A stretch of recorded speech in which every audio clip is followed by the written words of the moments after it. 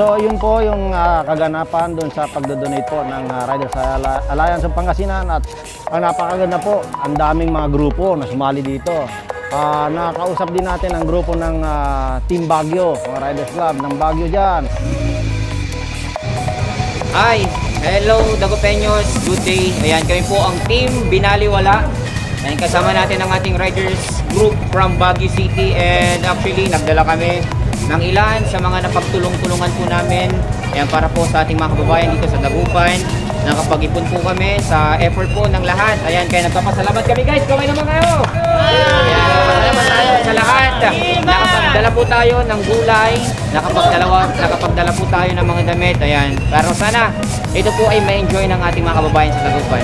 Again, ito po ang Team Binaliwala. Salamat po. Team Binaliwala. Yan. So, ilang kilong dinala nila, gulay, galing Baguio talaga. So, ilang kilong chapso maraming chapso yun. Talaga maraming papakain sa 200 families na nasunugan po dito sa Dagupan City. At ano pang ibang grupo yung sumali?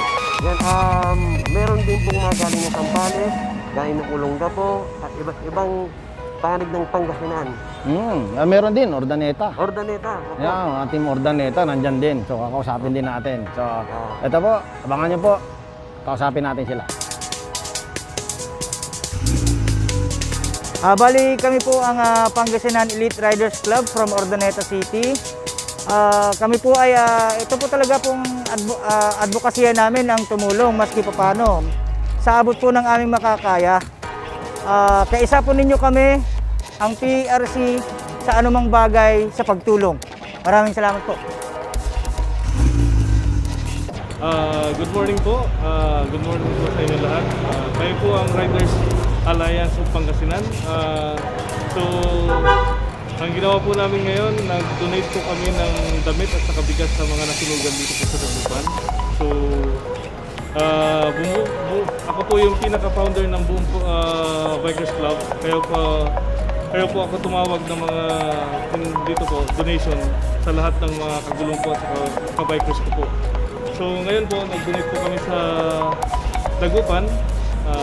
Bukod sa nag-donate po kami, so nagpapasalamat po ako sa lahat ng kagulong ko po, na lalo na po ang House Council po ng buong Pangasinan po.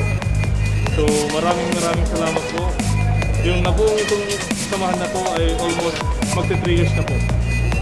So kaya po kami, ang advocacy po namin ng bikers ng Pangasinan po, yung Riders Alliance ng Pangasinan po, ay ang advocacy po namin bukod sa charity, and then yung tumulong po sa kapwa po natin. So maraming salamat po, and then God bless po. Thank you.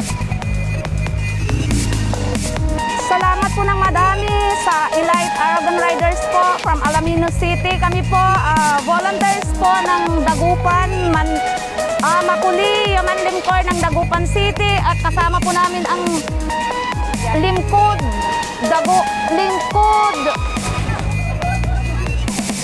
volunteers po. Kasama po namin na nagsusort po ng mga damit na bigay nyo po. Maraming salamat po. God bless po. Salamat po ng madami from Dagupan po. Sobrang laking maraming salamat sa inyo. Suportinis po ba namin yan, sir? Suportinis. Pagpalain po kayo, sir. Sa grupo niyo, pagpalain po kayo. Para sa mga riders natin, nagpapasalamat po rin sa tulong nila para sa mga nasunugan. At malaking tulong po ito para sa kanila. Maraming salamat po sa lahat ng mga riders na nakikooperate po sa atin para sa ating bayan ng Dagupan. Thank you po. Thank you po sa lahat po ng riders na tumutulong po sa mga nasunugan po sa may Arellano. Malaking tulong po yung naibigay niyo pong grocery packs po para sa kanila. Pagpatuloy niyo lang po. God bless po. Thank you po. Maraming salamat po sa pag-imbita, Sir Caras de la Cruz, at kay Sir Nat, ang press ng Riders Alliance of Pangasinan.